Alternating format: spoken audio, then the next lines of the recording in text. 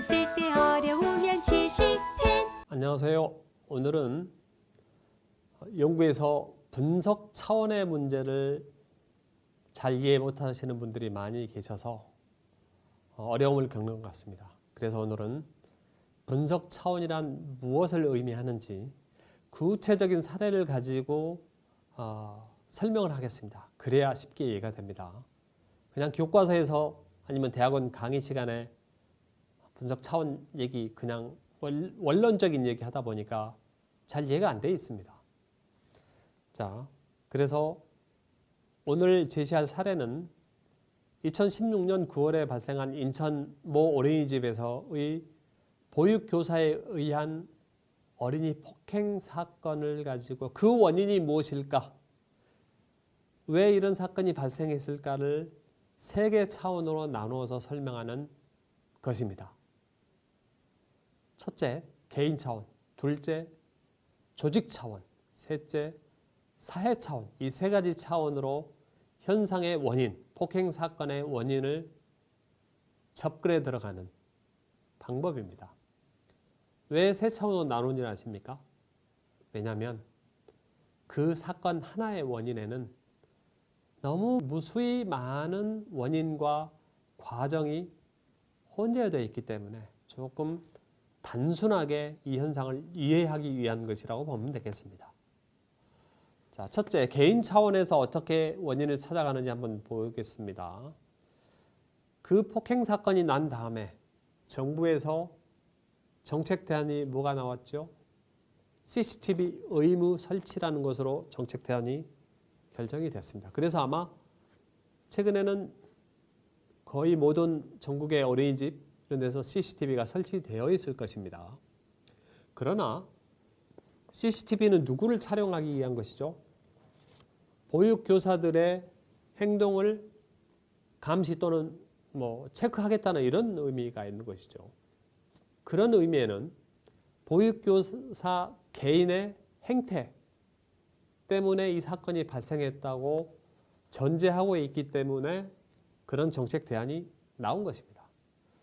그러나 사실 개인 차원에서 얘기는 보육교사 그 당사자도 개인이지만 그날 폭행을 당한 어린이 차원에서도 문제는 없었는지를 원인을 유발할 수 있는 것은 없었는지를 체크를 해봐야 정상적인 연구가 되는 겁니다. 혹시 어린아이가 숙면 시간이 늘 부족하지는 않았는지 아니면 선천적으로 무슨 문제를 일으킬 만한 질병을 앓은 적은 없었는지 아니면 부모의 애착 관계는 이제 조직 변수니까 그렇다 치지만 이 아이가 갖고 있는 어떤 주의 집중을 못하게 하는 문제는 없었는지 이런 것들을 아주 쿨하게 다 검토를 해봐야 됩니다. 또 하나의 변수였던 그 교사의 문제, 인권의식 아니면 그 아동에 대한 어떤 그 인권에 대한 태도는 이미 얘기했고 어떤 자부심, 어떤 사명감 아니면 그 사람의 종교 이런 그 개인 차원의 그 사람이 개인이 갖고 있는 여러 가지 원인에 의해서 이 사건 발생할 가능성이 있다는 것입니다. 이것이 개인 차원의 변수들이고요. 또 하나 조직 차원으로 이제 우리가 이 연구의 원인을 이 사건의 원인을 찾아가 볼 수는 있습니다. 여기서 말하는 조직은 유치원, 그 어린이집이죠. 어린이집과 폭행당한 어린이의 가정 변수들입니다. 만약에 어린이집이 원장의 리더십이 많이 이상해서 교사들한테 사기가 이렇게 떨어져 있다든가 급여가 3개월, 5개월째 밀려 있다든가 이런 것들도 교사들한테 어떤 그 일에 대한 몰입 아니면 이런 것들을 방해를 주는 요소지 않겠습니까? 아니면 그 조직의 문화, 그냥 애들 패고 때리고 이런 것이 아무렇지도 않은 것처럼 이렇게 용인되는 이런 문화도 안 되는 거죠. 원장의 리더십도 마찬가지고요.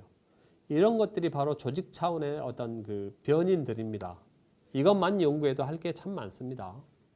또 하나 놓치지 말아야 될 부분은 어린이 가정이라는 조직입니다. 아까 말씀드린 것처럼 부모 애착 관계가 형성이 실패했다든가 아니면 부모님들이 맨날 밤 12시, 1시까지 일하느라 늦게까지 야근하고 안 들어오기 때문에 아이가 항상 불안하고 정서적으로도 안정이 안 되는 이런 상황이 계속된다면 이거 역시도 가정 요인으로서 아이가 그렇게 이제 그 문제를 일으켰다고 손치었을 때 말하는 겁니다. 그런 가족 요인, 조직 요인으로서 그 어린이의 가정도 파악하고 분석해 봐야 될 대상이라는 것입니다. 다행히 뭐 이 사건은 그 어린이도 문제가 없었던 것 같고요. 그 사건이 그 어린이뿐만 아니라 다른 어린이들도 동시에 계속 뭐 한 5개월, 7개월 동안 계속 반복되었었던 사건이고요. 피해를 받은 어린이도 많다고 합니다. 그러다 보니까 그 개인의 변수 또는 그 어린이 폭행당한 어린이의 가정 요인은 일단은 아닌 것으로 저는 분석을 하고 있습니다. 이제 또 하나 놓치지 말아야 될 부분, 사회 차원의 분석이 도대체 무엇이며 어떻게 하는 것인가? 많이 좀 어려워들 하십니다. 저는 이렇게 얘기합니다. 그 사회의 법과 제도 아니면 전통, 관행 이런 것들에 의해서 그 영향을 받는 거죠. 그 사건의 원인이. 한국에서 법 제도적으로 폭행 사건이 발생했다고 저는 의심될 만한 것은 이겁니다. 한국인의 그 보육교사 1인당 감당할 어린아이의 수는 제가 8명으로 기억납니다. 그런데 유럽에 있는 어떤 국가에서는 교사 1인당 보육 아동 수를 4명으로, 우리의 절반밖에 안 되는 거죠. 절반으로 이렇게 상한선을 법으로 규제를 하고 있더라고요. 그렇다면 이 법 규제의 문제, 이 법 제도의 문제가 왜 그런 차이가 그 나라는 두고 우리나라 8명이 2배나 되는지를 살펴봐야 되고, 그것으로 인해서 혹시 이 사건이 발생하는데 조금이라도 영향 주지 않았을까 의심해 볼 필요가 있습니다. 가만히 생각해 보세요.